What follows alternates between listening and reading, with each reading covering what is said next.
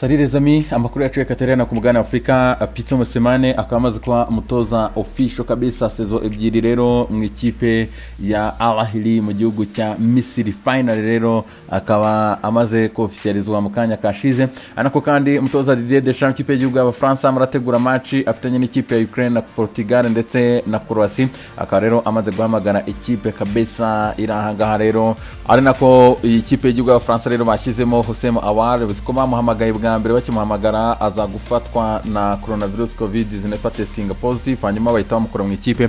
Aka rero umutoza Didier Deschamps yongeye kumuhamagara ikipe y'igihugu y'Abongereza nabo bakabahamagaye rero akaba abakuyemo bwa busore bubiri bw'i Manchester bwakoze amahano muri Iceland anako bahamagaye rero Calvert-Lewin, Bukayo Saka ndetse na Harvey Barnes w'ikipe ya Leicester City. Abasore rero akaribwo bwa mbere babonye guhamagarwa mu ikipe y'igihugu y'Abongereza. Ikipe y'igihugu ya Portugal nayo yahamagaye ikahamagaye intwaro zayo rero imeze neza cyane kabisa muri match bari gutegura. Anako ikipe y'igihugu ya Maroc nayo yamaze guhamagara ibintu bimeze neza cyane. Amakipe menshi cyane kugenda rero asa nkaho amagara. Maroc yo ikahamagaye rero ku mikino ifite wa gicuti na Senegal ndetse na Congo Kinshasa. Ane makuru kugenda avuga Gareth Bale akatangiye imyitozo mu ikipe ya Tottenham Hotspur uramubona hangaha muri iki gitondo. Anako UEFA yamaze gushyira hanze umupira bazakina rero muri Champions League season 2020-2021. Serginho Desti finally yamaze kwihangasha ikipe ya Barcelona kujya 2025. Uyu musore rero akaba asinye kuri miliyoni 20 ziziyongeraho n'amabonus akagera kuri miliyoni 25 azambara nibere ebyiri mu mugongo. Ikipe ya Leipzig iri gutira mu ikipe ya Atletico Madrid Thomas Lamar umaze igihe rwose usanga aho performance itari superb mu ikipe ya Atletico de Madrid ariko ikaba imaze kugabwaho igitero mu kanya. Nanone rero competition ikomeye cyane n'ikipe ya Bayern Munich ikari kumushaka rero nyuma yuko bari kubona Sané bari kugenda bamubona bakavuga ati rero dutiye Thomas Lamar byadufasha cyane nyuma yuko bari kuye ntizanye bari bafite harimo Philippe Coutinho ndetse na Ivan Perisic. Manchester United ikaba iri gushaka umuwinga w'ikipe ya Atlanta y'imyaka 18 yitwa Amadi Traoré. Akaba ariko uyu musore rero barimo ramushaka ntago ari ibyo kuvuga ngo wenda ngari muri deal kuza gusimbura Jadon Sancho. Reka rero tujye kuri iyi saga ya Jadon Sancho. Ubu tuvugana James Cooper wa Sky Sport ahagaze i Manchester mu gihe Cotelil ari ruhande rwa Dortmund mu gihugu cy'Ubudage.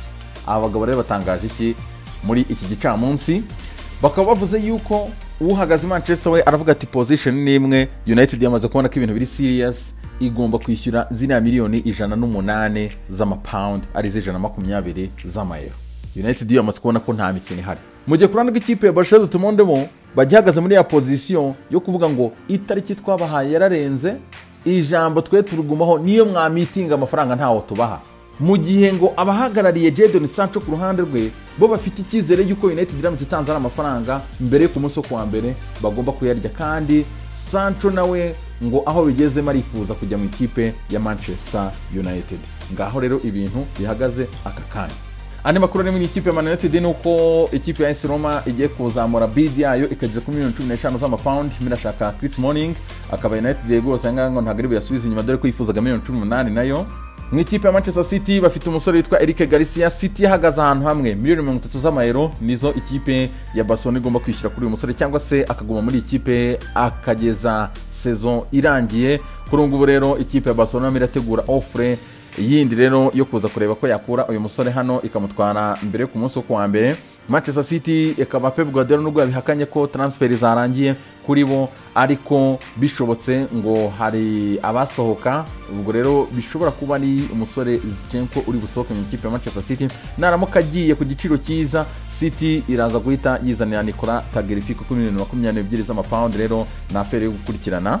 Mu ikipe Arsenal hari umusore witwa Aouar aho bigeze ikipe ya Arsenal igomba kumitinga miliyoni 60 z'amayero arizo 50 z'amapound. Uyu mugabo witwa Jean-Michel Aulas ashaka muri Aouar. Kuri ngo rero nta kindi gihari ikipe Arsenal igomba kumubona kubera ko ikipe Arsenal igiye gutakaza abasore harimo Matteo Guendouzi ushobora kuba uri bujye mu ikipe y'abavandimwe ya Olympique Marseille, hari Reece Nelson ndetse na Smith Rowe nabo bashobora gusohoka muri ikipe bakagenda, hari Lucas Torreira ushobora gutizwa mu ikipe ya Atletico de Madrid, hari kandi Ozil uharutana hari. Ubwo rero byumvikana ko bakeneye mu mediateur. Mu gukina mu mediateur rero ikipe Arsenal mirakora ibishoboka byari byose kugira ngo izane Aouar mu masaha ari imbere afere gukurikirana cyane.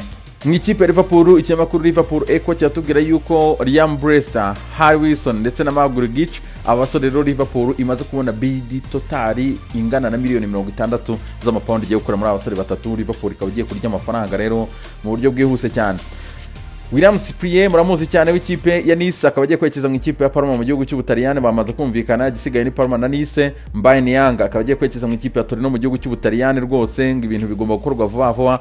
Anako ikipe ya West Ham imaze kwibonera rero umudefanseri Vladimir Kufal uvuye mu ikipe ya Slavia Prague muri Czech Republic, akaba rero agiye kuzamo miliyoni 5 z'amapaundi. Rero Sky Sport kari yitangaza iyi nkuru. Rezami reka dusoreze rero ku bafana b'umuziki mu by'ukuri. John Legend akaba rero benshi bamukunda mu by'ukuri, akaba agize ibyago umuryango we.